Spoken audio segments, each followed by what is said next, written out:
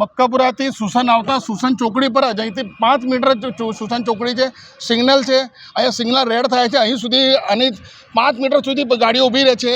અહીંયા ગટરનું ઢાંકણું તૂટી ગયું છે, છેલ્લા 3 દિવસથી ઢાંકણું તૂટેલું છે, પણ આજે અચાનક મેં આ બાજુ પસાર થયો તો મેં જોયું તો અહીંયા ઊભો રહ્યો, મેં આના ગટરમાં જોયું કેટલું ઊંડું છે, ઓછામાં ઓછા 12 થી 15 ફૂટ ઊંડું છે। મેં અત્યારે પથ્થર પર ઊભો છું, એની નીચે બી લગભગ 5 થી 7 ફૂટ ઊંડો ખાડો છે, હજુ 5-7 ફૂટ ખાડો છે। કોર્પોરેશન આજુબાજુની દુકાનો એમના ઓટલા એ દેખાય છે તોડવાનું, જે કોઈ દબાણરૂપ છે જ નથી, પણ આ ગટર કેમ દેખાતું નથી? કાલે ટીડીઓ, એએમસી, વોર્ડ ઓફિસર બધા જ કાલે અહીંયા આવ્યા હતા, આ ખાડો કેમ દેખાતું કેમ નથી આ લોકોને? અહીંયા કોર્પોરેશન કોઈ માણસો ભોગ લેવા માંગે છે કે શું કરવા માંગે ખબર નથી પડતી। તમને ખબર છે મહિના ઉપર જ અહીંયા માંજલપુર સ્પોર્ટ્સ કોમ્પ્લેક્સ પાસે એક માણસ મેન હોલમાં પડી ગયો છે, તો તેનું મૃત્યુ થયું છે, તો એને પુનરાવર્તન કરવા માંગી રહી છે, મને એવું લાગી રહ્યું છે।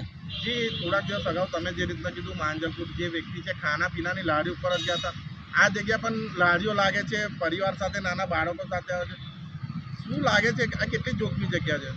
ખરેખર બહુ જોખમી જગ્યા છે। જે જગ્યા પર આ ખાડો પડી ગયો છે ગટર, તેની આજુબાજુમાં સાંજ પડે એટલે ખાણીપીણી લારીઓ લાગે છે, લોકોના પોતાના પરિવાર સાથે નાના બાળકો સાથે જમવા માટે આવતા હોય છે।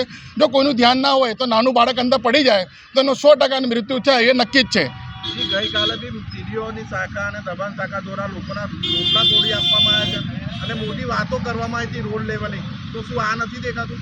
બસ એ જ કહેવા માગું છું, જે વસ્તુ નડતી નથી વગર નોટિસે લોકોના ઓટલા, લોકોના છાપરા તોડી નાખ્યા, બધું વસ્તુ જમા લઈ લીધી વગર નોટિસે, જે કોઈને નડતો પણ હતું જ નહીં, કોઈને પબ્લિકને કે ગાડી નડતો નહોતું, તો આડું મોટો જે ગટર ઢાંકણું તૂટી ગયું છે એ કેમ નથી દેખાતું? મને એ મારે કહેવું છે તમારા માટે। મેસેજ આપો છો મહાનગરપાલિકા એક જ મેસેજ આપું છું કે જે તમે કોન્ટ્રાક્ટનું કામ આપો છો, જેની પાસે કામ કરાવો છો તેની પાસે મોનિટરિંગ હોવું જોઈએ, અને આજે તમારા જે તકલાદી કામ છે તેના લીધે જે વેરા ભરતી અહીં નાગરિકો છે એ બિચારા હાલાકી ભોગવી રહ્યા છે, તેનું ધ્યાન રાખવું જોઈએ। મારું નામ વિજય મટ્ટુ, સામાજિક કાર્યકર।